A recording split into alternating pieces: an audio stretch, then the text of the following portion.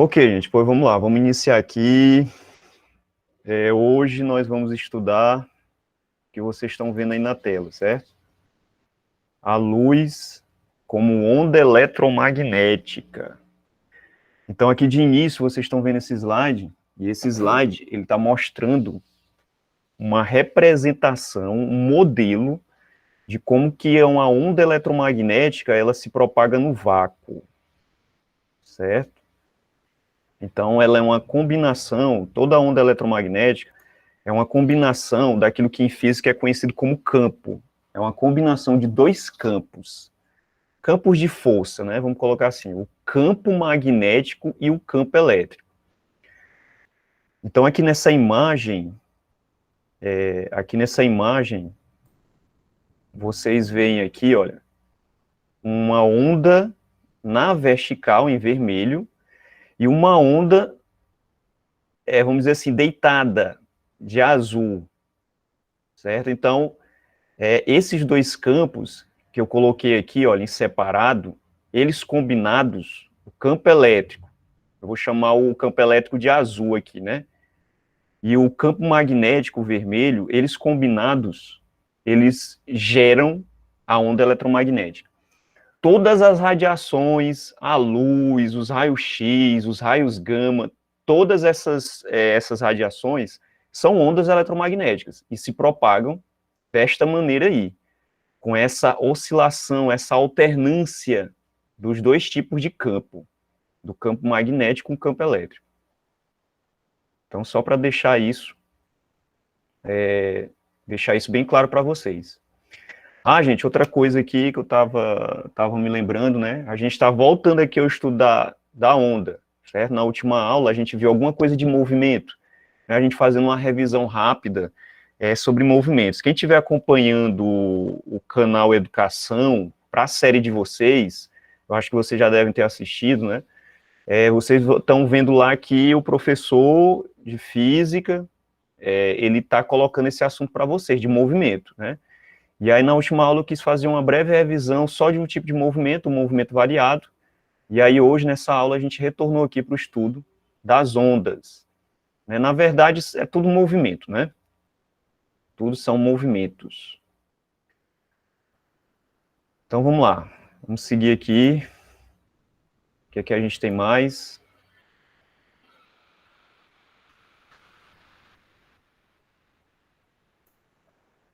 Então, o que é a luz, gente? O que é a luz? Na Grécia Antiga, pensava-se a luz como um conjunto de pequenas partículas emitidas pelo olho, que atinge o objeto e o iluminam. Então, os gregos imaginavam que essas partículas, elas saíam do olho humano, atingiu o objeto, retornava, né, iluminando o objeto, e aí nessa iluminação você via o objeto. Então, era assim que pensavam os gregos antigos. No século XVII, um físico holandês chamado Christian Huygens chamou essas ondas se propagando em um fluido invisível, o éter. Né? Então, o que ele dizia? Não, a luz é um conjunto de ondas que se propaga em um fluido invisível. Na época foi conhecido como éter. Isaac Newton, na mesma época, no século XVII, ele propôs uma teoria para a luz formada por partículas, tal como pensava os gregos. Só que a maneira como a visão dos objetos era realizada, ele pensava diferente. Mas ele revivia a ideia de partículas dos gregos antigos. Então, no século XVII, 1600, 1690, né, havia essas duas concepções da luz. Né? Huygens dizia que não, a luz era uma onda. E Newton dizia que não, era um conjunto de partículas. Então, havia esse confronto nas duas teorias. Só que a teoria que prevaleceu, porque vários experimentos mostraram, né, que a luz era uma onda. Newton, apesar de todo o prestígio que ele tinha, né, a teoria dele não vingou na época. Mas hoje, nos dias atuais, através da física moderna, se sabe que a luz ela tem um comportamento duplo.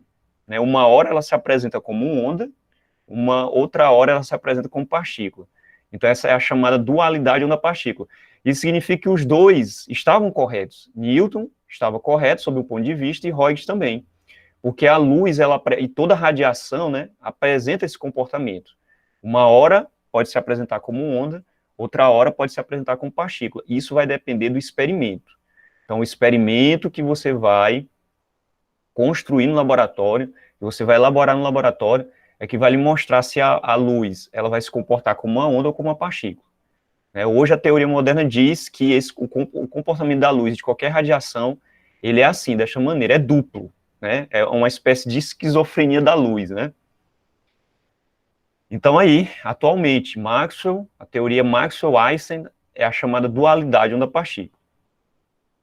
O que é a luz? Luz é o agente físico que sensibiliza nossos órgãos visuais. A luz é, portanto, uma onda eletromagnética. Aqui nessa imagem, gente, eu estou mostrando aqui para vocês, ó, é o espectro eletromagnético. Então, essa faixa aqui, toda, que está aqui embaixo, ó, ela está mostrando esse espectro. Veja que a luz, essa luz branca, né, que a gente vê, a luz do sol, que os nossos olhos captam, ela corresponde só a essa estreita faixa aqui, ó, que está pintada colorida, com as 7 cores. Então, essa estreita faixa aqui do espectro corresponde à luz que a gente consegue ver. Veja que as demais frequências ou as demais radiações, o nosso olho não capta. Então, tá aqui, ó, os raios X, os raios gama, os raios cósmicos, o infravermelho, a luz ou a radiação do radar, né, que são as micro-ondas, as ondas de rádio. Então, todas essas outras radiações, o nosso olho não capta. E aí é necessário construir um aparelho, algum dispositivo que possa captar essas radiações. Porque o nosso olho, ele está adaptado só para captar essa estreita faixa de luz aqui do espectro eletromagnético. Então, essa figura, essa representação aqui do espectro, ele está te dando os valores de frequência de cada radiação, certo, gente? Junto com os comprimentos de onda dessas radiações, certo? Então, está aqui embaixo, ó, os valores em potência de 10, bem como as frequências. Veja que os raios cósmicos, né, são as radiações que têm um número muito grande, né, um número elevado na sua frequência. Então, são ondas eletromagnéticas de frequência elevada. Então, é uma radiação muito concentrada. Você vai para outra ponta aqui do espectro e pega, por exemplo, as ondas de rádio, né, elas têm uma frequência pequena em comparação com os raios cósmicos. Então, se você olhar aqui a potência de 10, ó, 10 elevado a 7, 10 elevado a 6, é na faixa do megahertz e não na faixa do zetahertz. Então, essa frequência aqui das ondas de rádio é muito pequena, ou seja, as ondas de rádio, elas têm um comprimento de onda grande, né? Elas se espalham mais pelo espaço, certo? Mas é uma radiação que o nosso olho não capta. Então, essas ondas, gente, todas essas ondas, elas estão aqui cruzando a gente o tempo todo, né? Se o nosso olho pudesse captar essas radiações, a gente ia ter um ofuscamento na nossa visão causado por todas essas ondas, de tal forma que a gente não ia conseguir viver. Porque seria aquelas várias luzes cruzando a nossa visão e tudo, e seria impossível a vida. Então, o nosso olho está adaptado exatamente para ver a frequência de luz e de radiação adequada para que a gente enxergue os objetos, que é a luz branca, a luz visível. Talvez em um outro planeta, os seres desenvolvam uma capacidade maior de percepção e possam perceber essas outras ondas que, para nós, é invisível, né? Graças a Deus. Então, o espectro eletromagnético, ele está aí, presente, e é necessário, né, um aparelho que possa captá-los. É necessário um aparelho que possa captar essas ondas.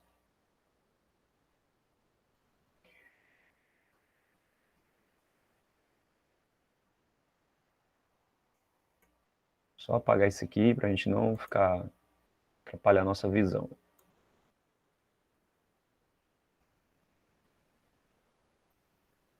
Pois lá, vamos lá.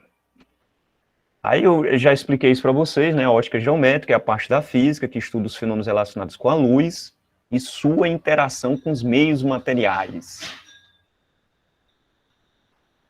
Quando as dimensões destes meios são muito maiores que o comprimento de onda da luz. Então, a natureza corpuscular da luz. Essa natureza corpuscular é aquela do Newton, certo? É aquela do Newton. A velocidade da luz. A velocidade da luz no vácuo é de cerca de 300 mil quilômetros por segundo. Essa é a velocidade limite no universo, gente. Então, gravem esse número, né? Ele é importante. Ano-luz é a distância que a luz percorre em um ano no vácuo. Então, essa distância, ela corresponde em quilômetros a este valor aí que vocês estão vendo na tela. Então, tá aqui, ó, 10 elevado a 13 quilômetros. Então, é um número de uma potência elevadíssima, ou seja, um ano-luz é uma distância no espaço que corresponde a 9,5 trilhões de quilômetros, né? A nossa mente não consegue nem perceber essa distância. Então, essa grandeza ela é utilizada pelos astrônomos para fazer medidas no universo. Então, quando você diz, quando você ouve, né, dizer que uma estrela foi encontrada, uma estrela, né, semelhante ao Sol, foi encontrada a 300 anos-luz de distância. Significa o quê? Significa que essa estrela, ela está situada a uma distância que a luz, viajando a 300 mil quilômetros por segundo, levaria 300 anos para alcançar essa estrela.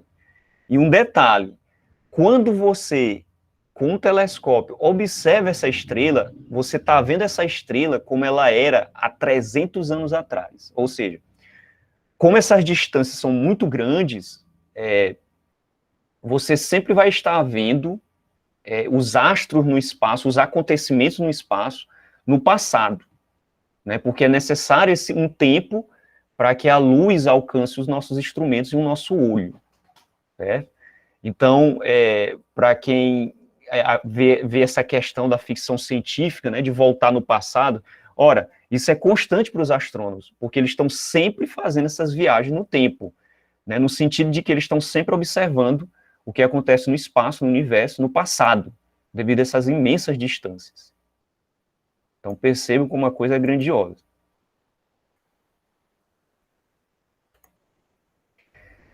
Há tempos que o homem se preocupa com a luz e com a escuridão. A princípio, as únicas fontes de luz conhecidas eram o Sol, a Lua e as estrelas. Então, esses astros, né, o Sol, as estrelas e a Lua, né, eles tanto podem ser luminosos como iluminados. Então, no caso do Sol, né, e de qualquer outra estrela, né, porque vocês sabem, o Sol é uma estrela, toda estrela é um astro luminoso, ou seja, tem luz própria. A Lua é um astro iluminado, quer dizer, recebe a luz de outro corpo. No caso da Lua, né, você que vê a Lua às vezes brilhando aí, né, durante a noite, na verdade essa luz não está emanando dela mesma, mas ela está refletindo a luz do Sol o tempo todo. Então a Lua é um corpo iluminado, certo? Não esqueçam disso. Com o surgimento do fogo, formas não naturais começam a ser usadas, tais como tochas, velas e lamparinas. Posteriormente surgem as lâmpadas e o laser. Certo, gente? Então, essas figuras aqui, a gente está dando exemplo, ó, por exemplo, aqui do laser, né, da lâmpada e uma velinha acesa aí. Todos são corpos, né, que tem luz própria, né? A chama da vela, a lâmpada quando acesa, né? Essa lamparina. Aqui a gente usa uma vela aqui. E a luz laser. Ok? Fontes de luz. Aí a gente vai fazer aqui uma classificação. Então, as fontes de luz podem ser de dois tipos. Primárias ou luminosas, né? São aquelas que produzem a própria luz que emitem. Se dividem em incandescentes e luminescentes. Aí eu já dei o exemplo do Sol, né, a chama de uma vela, uma lâmpada acesa, e existem as fontes de luz secundárias ou iluminadas, são aquelas que refletem a luz que outras fontes emitem. Então, veja no caso aqui, ó, dois exemplos que a gente tem aqui de fonte secundária iluminada. Primeiro, a Lua e essa superfície do lago, né? Vocês estão vendo aqui que ela está sendo iluminada pelo reflexo da luz que vem do Sol e chega à Lua. Então, esse reflexo vem, né, iluminando o lago, reflete mais uma vez e alcança o nosso olho. Então, tanto o espelho d'água, que a gente chama, né, que é a superfície do lago, como a própria Lua, são fontes de luz secundárias ou iluminadas. A maioria dos objetos são. Então, o esquema que eu estou colocando aqui está mostrando isso. Ó. Então, a gente tem aqui ó, uma fonte de luz, está aqui ela, está aqui o objeto, que no caso é essa flor, e está aqui o olho humano. Então, a fonte de luz, que é uma fonte primária, que é essa lâmpada acesa, emitem os raios, emite a luz, esse raio atinge o objeto, reflete e alcança o olho humano, certo? Então, a maioria dos objetos são objetos iluminados, ou seja, são fontes de luz secundárias ou fontes de luz iluminadas. Só um instante aqui, gente. Só dar uma olhada aqui quem está tentando entrar. Eu vou dar só mais essa permissão aqui, porque eu já vi mais de um nome tentando entrar. E aí, quando eu estou aqui apresentando, fica difícil de ver, né? Para não ficar só voltando, aí é complicado, atrasa a gente. Por isso que agora, de agora em diante, eu vou estar pedindo que vocês entrem uns 15 minutos antes, né? Para a gente não ficar interrompendo. Beleza. Então, gente, raios de luz. Toda vez que a gente for representar um feixe de luz, a gente vai fazer uma representação geométrica através de segmentos de reta orientados. Então, quando a gente for representar um raio de luz, qualquer que seja, a gente vai representar por segmentos de reta orientados. Eles vão indicar o sentido de propagação da luz e vão nos auxiliar na construção de imagens em diversos sistemas ópticos. Certo? Em diversos sistemas ópticos. Então, por exemplo, aqui uma figura mostrando isso, né? Aqui a gente tem uma fonte luminosa e eu estou representando mais de um raio de luz, ou seja, eu estou representando aqui um feixe de luz emanando dessa fonte. Então, veja que a representação são de segmentos de reta orientados, certo? Essas setazinhas aí. Aqui do mesmo jeito, né? Dessa fonte de luz aqui, que está representada, certo? Aqui ela, eu desenhei um único raio de luz, que está chegando aqui no olho do observador, no caso aqui o Einstein, né? Está aí representado, certo?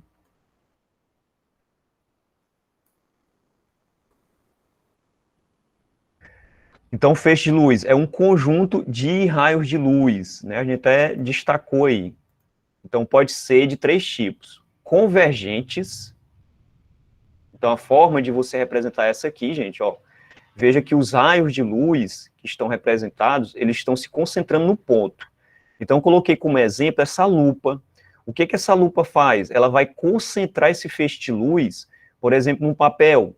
Então, quem um tempo atrás aí não brincou queimando uma lagartixa, uma formiga, um pedaço de papel com a lupa, né, não teve infância, né?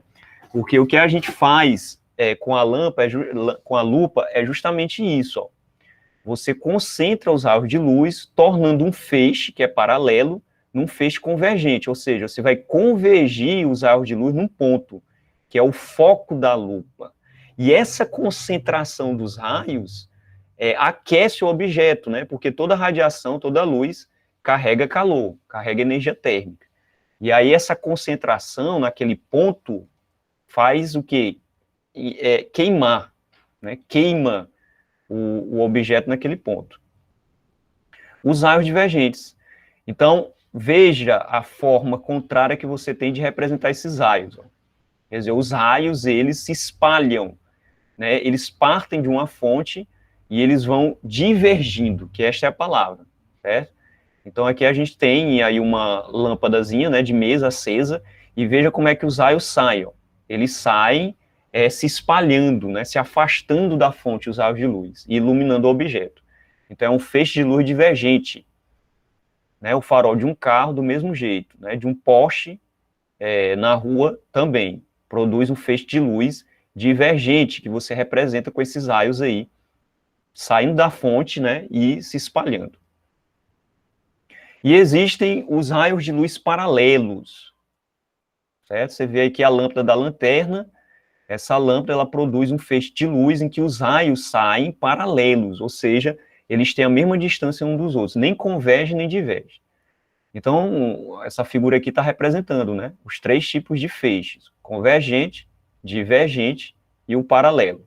Grava essas imagens, certo? O convergente converge os raios de luz no ponto, o divergente espalha, afasta esses raios de luz, e o paralelo, os raios, eles saem a mesma distância uns dos outros. Por exemplo, a luz solar que nos alcança, quando chega à Terra, praticamente chega como um feixe, como raios de luz paralelos, principalmente na linha do Equador.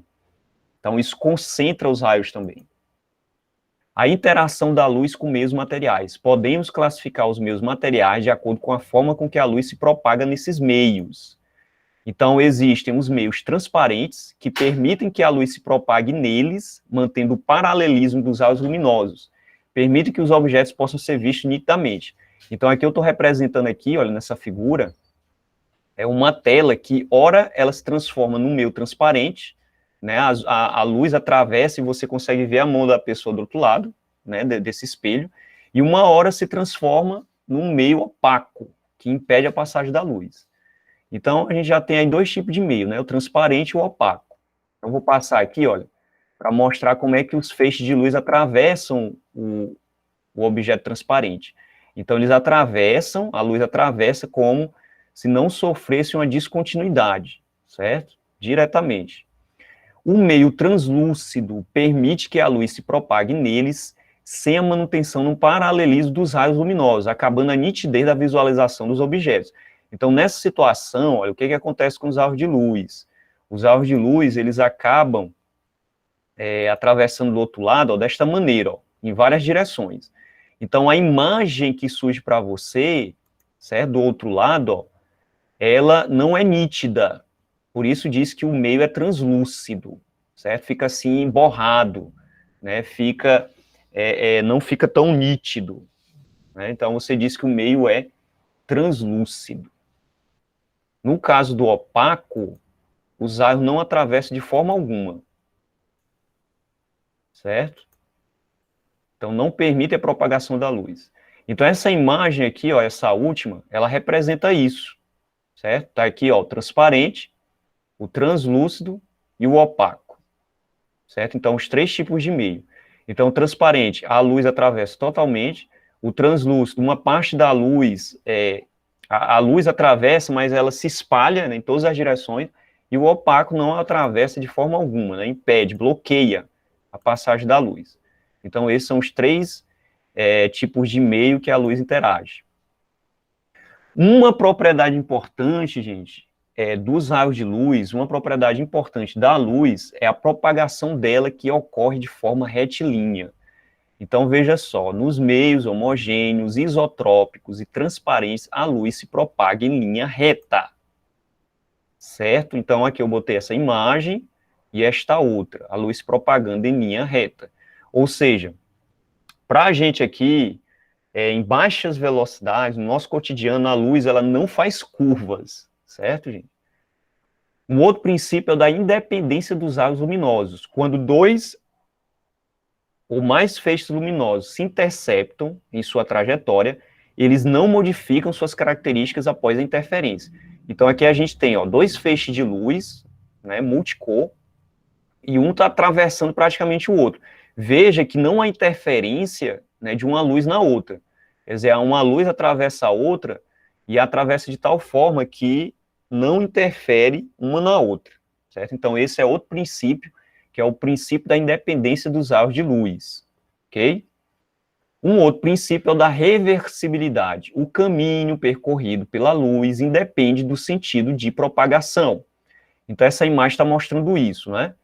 Então, olhe uma consequência desse princípio, certo? Ó, veja que a luz aqui, ó, num sentido ou no outro, quando ela reflete, você vê que é indiferente isso, né? Ou seja, o caminho percorrido pela luz não depende do seu sentido de propagação. Isso é importante, né, e tem como consequência a visão no retrovisor, né, de um carro, por exemplo.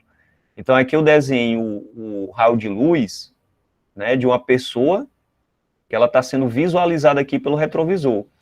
Então, a pessoa fica colocada numa posição que, pelo princípio da irreversibilidade, né, ela pode ver a outra pessoa. Então, aqui nessa outra imagem, do mesmo jeito. Né, a senhora aí está vendo a criança dela, e a criança, por sua vez, vê a mãe, né, pelo retrovisor. Então, é algo que não depende da trajetória, é o princípio da irreversibilidade dos raios luminosos. Da reversibilidade, perdão.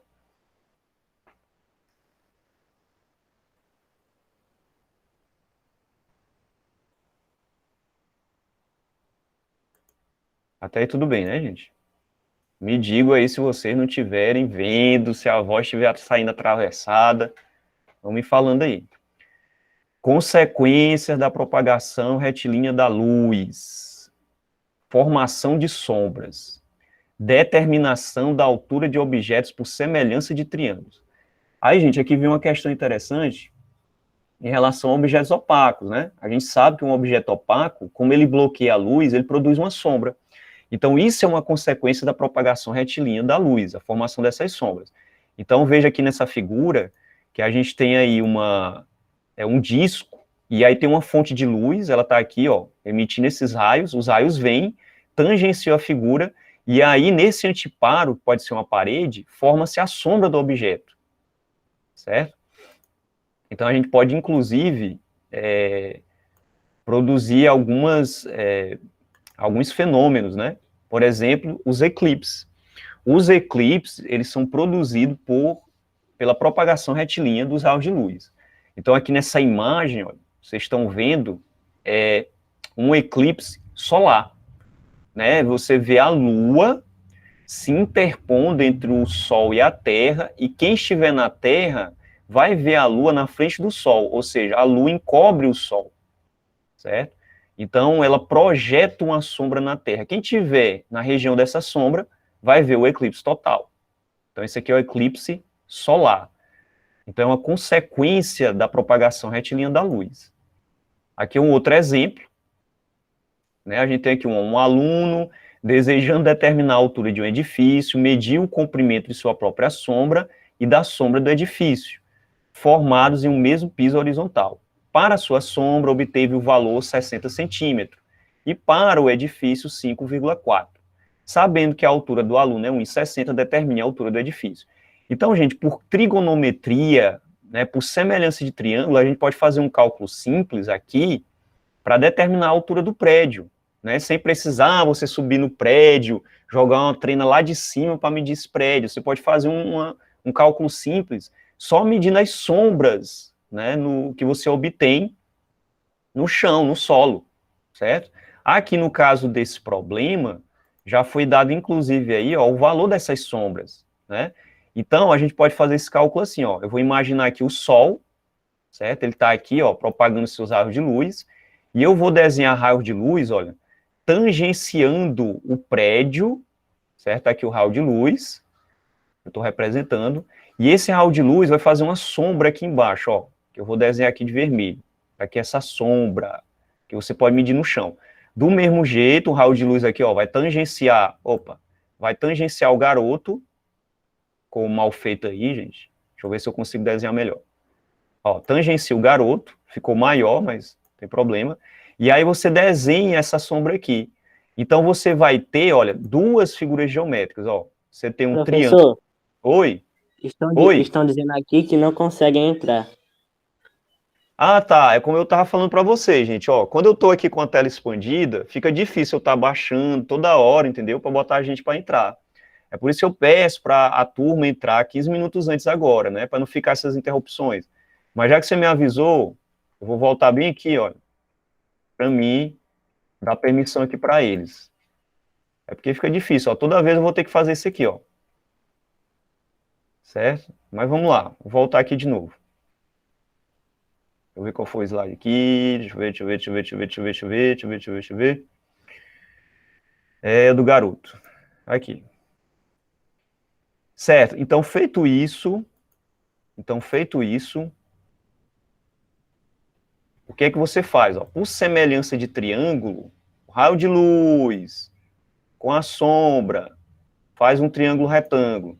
O raio de luz com a sombra do garoto faz um outro triângulo retângulo, junto com a altura. Então, a gente vai combinar esses dois triângulos aqui num cálculo. Ó. Essa linha aqui, ela vai me dar a altura do triângulo, certo? Então, essa altura vai ser a altura do prédio, vou chamar de x. A sombra do edifício foi de 5,4. Então, está aqui embaixo. Ó. Seria a base desse triângulo. Metros. E a altura do garoto, que é 1,60 metros, eu vou representar aqui. Ó. E a sombra do garoto, que foi de 0,6 metros. Pronto, então, se você pegar e relacionar a altura do prédio, que é x, com a altura do garoto, que é 1,5, pegar a sombra do prédio, relacionar com a sombra do garoto, a gente vai ter uma proporção, e essa proporção vai me ajudar a calcular a altura do prédio. Então, você vai escrever a altura, né, a altura do prédio sobre a altura do garoto, igual a sombra do prédio dividindo a sombra do garoto, que é 0,6. Fazendo essa conta, você vai ter a altura do prédio, certo? Então, aqui, basta que você faça extremos e meios. Então, você vai ter essa continha aqui, ó, 0,6x igual a 5,4 vezes 1,6. 5,4 vezes 1,6. Fazendo essa multiplicação, a gente vai ter exatamente a altura do prédio. Então, aqui vai dar quanto? Ó, 4, 5, soma tudo, dá 6, dá 8, duas casas decimais, aqui deu 8,64. E aí você divide 8,64 por 0,6.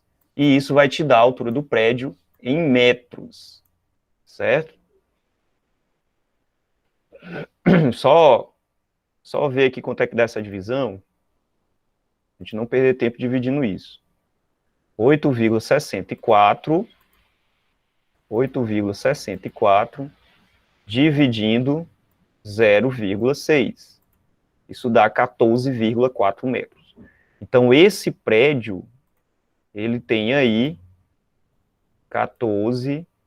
aproximadamente 14 metros, certo? Então, veja que, utilizando o princípio de propagação retilínea da luz, a gente pode fazer esse tipo de cálculo, viu, gente? Vamos para frente. Tá aqui uma imagem representando o eclipse do Sol. Veja a Lua, né, fazendo sombra na Terra, a Lua encobrindo o Sol. E a gente tem um eclipse da Lua. No eclipse da Lua, a Terra fica entre o Sol e a Lua. Então, quem é que encobre a Lua? A Terra. Então, a sombra da Terra é projetada na Lua e esconde a Lua. Veja que a Terra aqui, olha, está na região de sombra, porque vem um raio de luz, ilumina essa parte aqui da Terra, mas a outra face, ela fica oculta, né? E aí projeta uma sombra na Lua. Então, encobre a Lua, a sombra da Terra. E aí você tem um eclipse da Lua. Então, também é consequência dessa propagação retilínea da luz. Para a gente fechar esse finalzinho, certo? Nós vamos ver aqui os fenômenos ondulatórios, gente. Então, que fenômenos são esses? Ó, reflexão, refração, interferência, difração, polarização, batimento e dispersão. Então, cada um fenômeno desse, a gente tem um conceito, uma ideia. Então, primeiro é a reflexão. É o retorno da onda ou da luz ao mesmo meio. Então, aqui eu tenho uma onda material, não é uma onda eletromagnética, como aquela corda, né? Ela está fixa, e aí veja, ó, quando o pulso vem do lado esquerdo, que atinge aqui onde ela está fixa, você vê que a onda, ela reflete, certo? Ela reflete. E ela reflete, e a crista dela, ó, ela vem aqui para baixo, no retorno, certo? Então, esse aí é um exemplo de reflexão de uma onda, né? A luz, ela também reflete desta maneira aí, certo?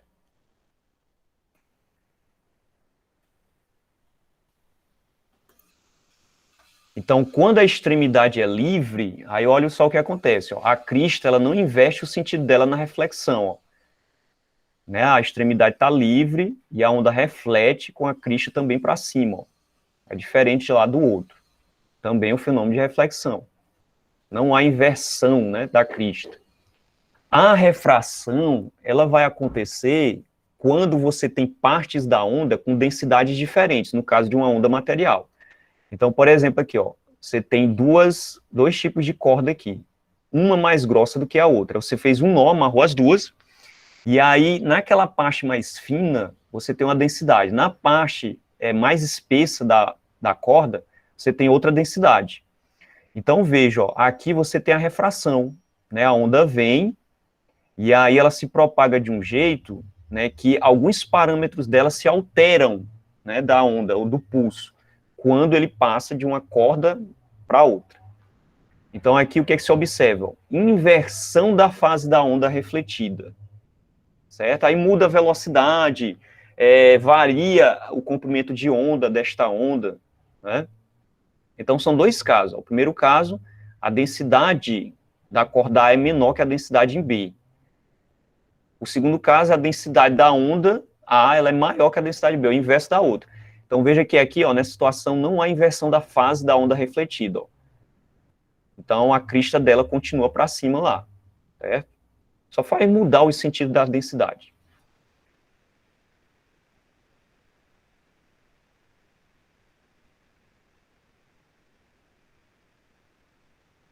O outro fenômeno da interferência. Então, duas ou mais ondas, elas podem se sobrepor uma na outra. Isso é o fenômeno da interferência. Não confundir com aquele princípio lá da independência.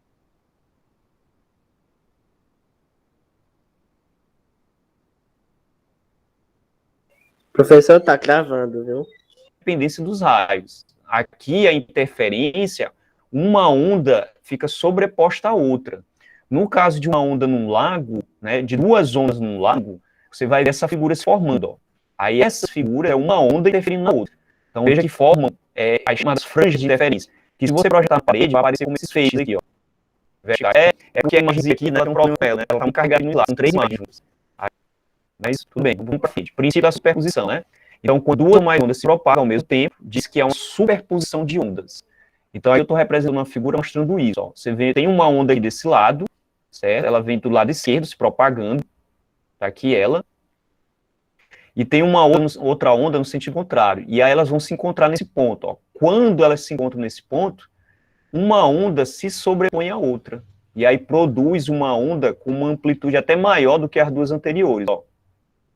E aí uma passa pela outra, e aí há uma inversão aqui da onda, certo?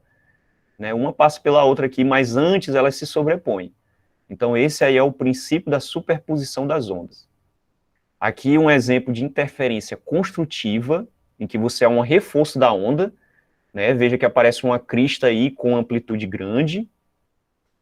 Aí um outro exemplo, e uma interferência destrutiva, né, você tem dois pulsos ou duas ondas que elas vêm com a crista invertida, que é chamada fase invertida, né, uma crista com um vale.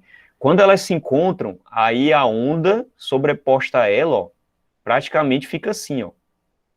Ou seja, há uma interferência destrutiva. Era como se uma onda colapsasse com a outra, certo? Anulando a outra onda. Isso é interferência destrutiva. Então, aqui um exemplo mostrando isso. Ó. As duas ondas, elas vêm, e aí acontece uma interferência destrutiva aqui nesse ponto, ó, certo? Então, aqui é construtiva, mas aqui é destrutiva. Produz um nó. A difração é o contorno de uma onda em obstáculos. É o contorno de uma onda em um obstáculo. E aí eu tenho aí uma parede que tem um furo, certo? Então, veja, eu estou representando uma onda plana. Essa onda vem quando ela passa pelo orifício, ela se espalha, ela se difrata, certo? Isso acontece com o som. Então, a difração, a onda, ela contorna o obstáculo.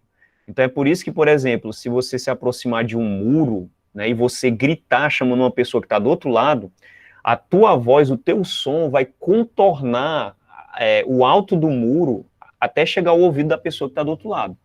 Ou seja, a onda sofreu uma difração. Então, algo parecido acontece também com a radiação, né, já que toda luz, toda radiação é uma onda também, né, uma onda eletromagnética. Então, no caso da onda da luz, se for atravessar um buraquinho, vai acontecer isso aí, ó, que é a chamada difração, né? A onda, ela se espalha, fazendo esse movimento aí.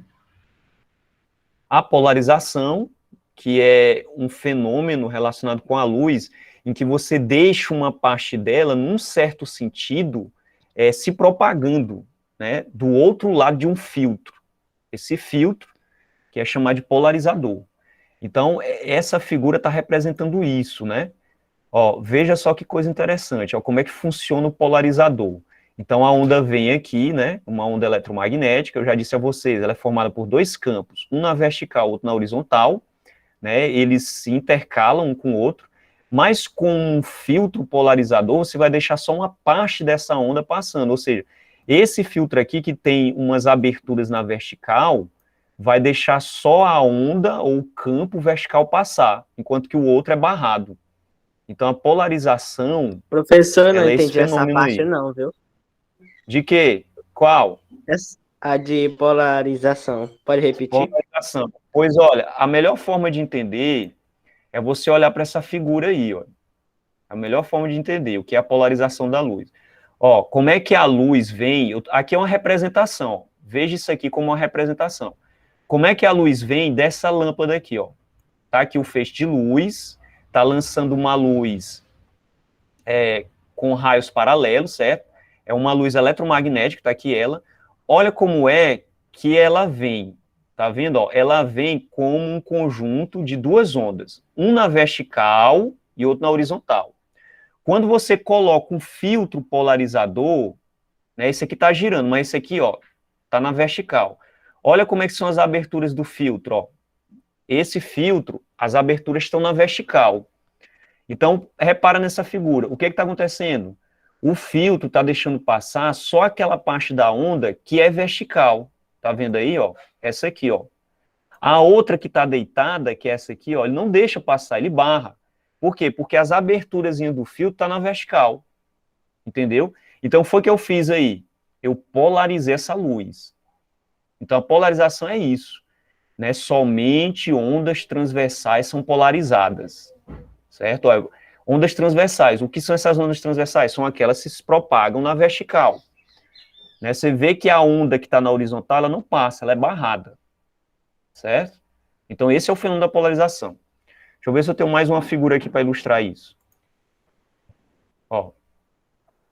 Ver se tem mais uma figura aqui. Pronto, olha aqui, ó. Aqui é um experimento. Você tem uma corda, tá vendo, ó? Ela tá se propagando na vertical, certo? E eu tenho dois polarizadores. Eles estão no mesmo sentido. Agora o sujeito vai lá, ó, e aí ele deixa um dos polarizadores na horizontal. Veja que a onda, ela não se propaga do outro lado. Por quê? Porque eu deixei o polarizador num sentido que impede que a onda que está na vertical passe. Não sei se vocês compreenderam isso, ó. Tá se propagando na vertical. O cara deita o polarizador e aí aquela aberturazinha, ó, não permite mais que a onda passe. Então veja que do outro lado, ó, ela não se propaga mais, ó. Certo? Então essa é a ideia da polarização. Aqui um outro exemplo, ó. Aqui você já tem um tipo de radiação, certo? Ó, o feixe de luz vem, ele está passando completo, mas na hora que ele dá um giro, ele só deixa passar uma parte da onda. Tá vendo que é a vertical, certo? Então aí você tem a polarização também da radiação. Aí aqui uma outra figura mostrando isso, certo? O exemplo aí da radiação. O outro fenômeno da dispersão. Então, a dispersão da luz branca é algo muito parecido, certo? Você é a decomposição da onda da luz branca em suas componentes. Então, você tem, por exemplo, o arco-íris. Então, o arco-íris, ele é esse fenômeno da dispersão da luz.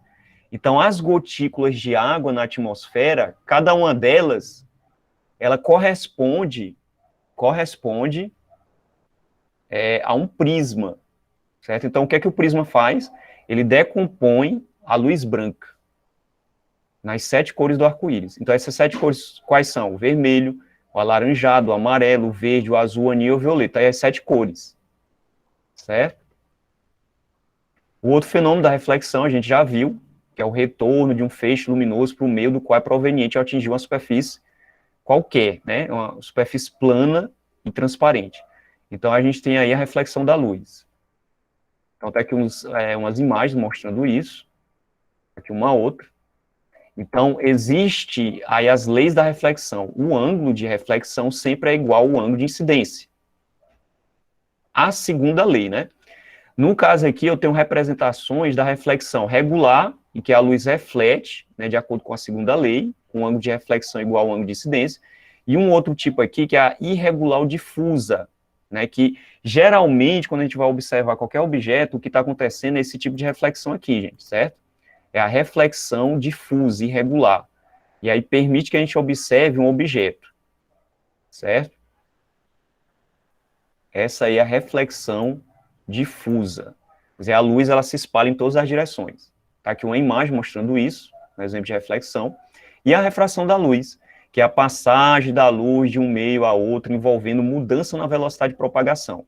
Então, a refração da luz, né, a luz sofre um desvio, certo? Então, tá aqui, ó, o feixe de luz, e esse feixe de luz está incidindo sobre a superfície de uma água, né? E aí ela atravessa a água numa direção diferente. Então, há um desvio da luz. Então, esse fenômeno permite, por exemplo, que a gente enxergue um lápis desta maneira aí, gente, ó. Vocês estão vendo aí na figura? Quer dizer, dá a impressão Professor, que o senhor pode repetir? É que eu tinha que sair por um momento para atender a aguinha aqui, viu? de que? Da refração? É, exatamente. Ah, certo. Pois bem, aqui, olha, a refração da luz é aquele fenômeno que a luz, ela sofre um desvio, Fecha aqui. certo?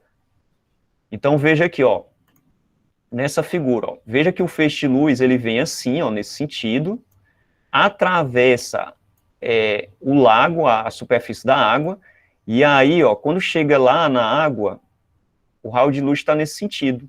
Então, acontece um desvio da luz. Ao invés da luz se propagar no sentido que vinha, certo? Ela sofre um desvio. Então, essa é a ideia da refração da luz. Quando é que isso acontece? Quando a luz ela está atravessando de um meio para o outro, meios diferentes. No caso aqui, ó, o ar, né, ela está aqui no ar, e aí a luz vem, o feixe de luz vem e atravessa a água. Então, ela está atravessando 2 meios diferentes, do ar para a água. Então, acontece a refração. Aí, isso é um fenômeno que explica, por exemplo, por que a gente vê um lápis como se ele tivesse quebrado na água. Ó. Por quê? Porque uma parte dele está aqui no ar e a outra parte está dentro da água. Então, para os nossos olhos, a luz aqui, ela sofre refração. Então, aqui está uma outra figura mostrando isso. Ah, o raio de acordo com incidente. nossos olhos, né, professor? Porque eu achei que fosse só a luz que sofria. Não. Porque o que acontece? Quando a gente faz essa representação, eu quero que vocês entendam o seguinte, que você está vendo um objeto, por exemplo. Então, como é que você vai ver esse objeto? Você vai ver esse objeto, ele numa forma diferente. Por exemplo, no caso do lápis mergulhado, quando o raio de luz chega ao seu olho, para você visualizar o lápis, você vai ver ele assim, como se ele tivesse quebrado, certo? Aí que fenômeno é esse? É a refração da luz. Então, esse fenômeno da refração, ele explica muitos outros, né? Explica as miragens, explica por que na atmosfera a gente às vezes está vendo uma estrela não na posição que ela se encontra, mas em outra. Isso devido à refração da luz na atmosfera. Certo? Por exemplo, aqui, ó, esse rapaz, né? Ele vai tentar acertar esse peixe. Só que o peixe, ele está numa posição diferente. Então, devido à refração da água, para ele acertar esse peixe, ele não vai apontar para onde ele está vindo, para onde ele está vendo exatamente, porque ele está vendo uma miragem, certo? Devido à refração da luz na água. Então, ele vai apontar um pouquinho mais para baixo, para poder acertar o peixe, certo? Isso é o fenômeno da refração da luz. Aí aqui, do mesmo jeito na atmosfera, e como você faz para determinar o índice de refração de um meio? Você pega a velocidade da luz e divide pela velocidade da luz naquele meio. Aí você vai ter o valor de N, que é o índice de refração do meio. Aí aqui uma tabela mostrando os índices de refração de alguns materiais. O índice de refração do ar, né, tá aqui, ó, é 1. O índice de refração da água é 1,33, do vidro é 1,5, da glicerina. Então, uma tabela mostrando o valor de N, do índice de refração de cada material. Então, veja que a refração da luz, ela vai sofrer um desvio maior ou menor de acordo com o meio. Então, quanto maior for o índice de refração, certo? Maior vai ser o desvio da luz, ok? Então, onde é que a luz sofre maior desvio? Aqui, ó, na glicerina, ó. Aliás, na glicerina, ó, mito, no diamante, ó, 2,42, certo? Então, o índice de refração mede isso. As leis da refração, aqui eu tenho uma equação que envolve o seno do ângulo de incidência da luz. Então, essa equação, que a gente não vai fazer cálculo com ela agora, né? Essa equação aqui, que é chamada lei de Snell-Descartes, certo? Ela te fornece uma maneira para você calcular o desvio da luz matematicamente, certo, gente? Que foi o que a gente viu aí numa das nossas atividades usando um simulador. Então, aquele simulador, o que ele faz é usar essa equação aqui para fazer aqueles cálculos. Tá aqui ele, ó, a gente já viu já na atividade. E a cor de um corpo também, né? Geralmente a cor do corpo, o corpo vai refletir aquela cor da qual ele tem o pigmento, certo? Então, um corpo que vai ser iluminado por luz branca, ele pode se apresentar vermelho, né, porque ele vai refletir a luz vermelha, né, o objeto, por natureza, vai refletir a luz vermelha e vai absorver as demais, certo? Então, isso aqui é interessante para a gente compreender, por exemplo, esse fenômeno aqui, ó, se a bandeira do Brasil for iluminada com uma luz amarela, como ela será vista? Certo? Então, se eu incidir uma luz só de uma cor amarela sobre a bandeira, aos nossos olhos ela vai aparecer assim, gente, ó. Quer dizer, o que é verde vai aparecer negro, o que é branco vai aparecer amarelo, o que é azul vai aparecer negro. Porque, como a luz é amarela, ela vai refletir só a luz amarela. A luz branca reflete todas as cores, né? Então, se reflete todas as cores, reflete a luz amarela também. Então, tanto essa figura aqui, ó, que é amarela por natureza, vai aparecer amarela aos nossos olhos, como a listra branca vai aparecer amarela. Então, é a maneira como a bandeira vai aparecer para a gente. Lógico que se eu iluminar ela com uma cor diferente, por exemplo, iluminar ela só com a cor verde, aí a gente vai poder visualizar o verde, mas aí já não vai ver mais o amarelo nem o azul. Certo? Então, tá aqui um exemplo, ó. Um corpo negro, ele vai absorver todas as cores. Um corpo branco vai refletir todas as cores, certo? Então, um corpo negro, gente, como ele absorve todas as cores, um corpo negro geralmente aquece muito mais do que um corpo branco. Então, é por isso que aqui na nossa cidade, que as temperaturas são muito altas, o ideal é você sempre andar com roupas claras. Porque se você anda com uma roupa escura, naquele sol intenso, como a roupa escura, como o preto, o negro absorve toda a radiação, então você vai sentir muito mais calor. Certo? Essa é a ideia aí das cores. Tá aqui a formação do arco-íris, né, como é que acontece, é semelhante à dispersão da luz branca num prisma, todas as gotículas de água funcionam como um prisma, e aqui é aquele simulador lá que a gente